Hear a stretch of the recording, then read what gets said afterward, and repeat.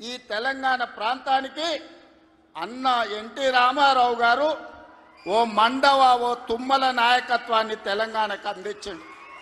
ఓ మాధవరెడ్డి ఓ జానారెడ్డి నాయకత్వాన్ని అందించిండు. ఓ దేవేందర్ గౌడ్ నాయకత్వాన్ని అందించిండు.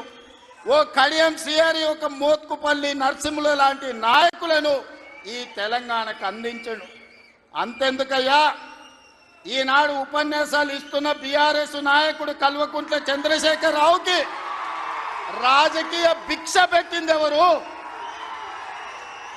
అన్న లేకుంటేనే మీరు నాయకులు అయ్యిండ్రా? అన్న నీడను బతికిన మీరు అన్నగారి గురించి తక్కువ చేసి మాట్లాడు మీకు మంచిదా?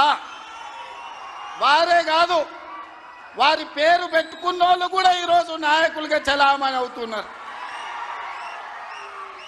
ఆయన ప్రోత్సాహం ఇచ్చి, ఆయన భుజము తట్టి, ఆయన అవకాశం ఇచ్చిన ఓ తుమ్మల, ఓ మండల, ఓ మండవ, ఓ జానా, ఓ మాధవరెడ్డి, ఓ దేవేందర్ గౌడ్, ఓ కడియం సిఆరి, ఓ మోత్కుపల్లి నరసింహులే కాదు, తెలంగాణలో నాయకత్వాన్ని వహిస్తున్న కల్వకుంట్ల చంద్రశేఖరరావును కూడా ఎన్టీ రామారావు గారికి గుర్తించే రాజకీయ అవకాశాలు కల్పించిన సంగతి ఎవరు మరవద్దు. ఇది చరిత్ర.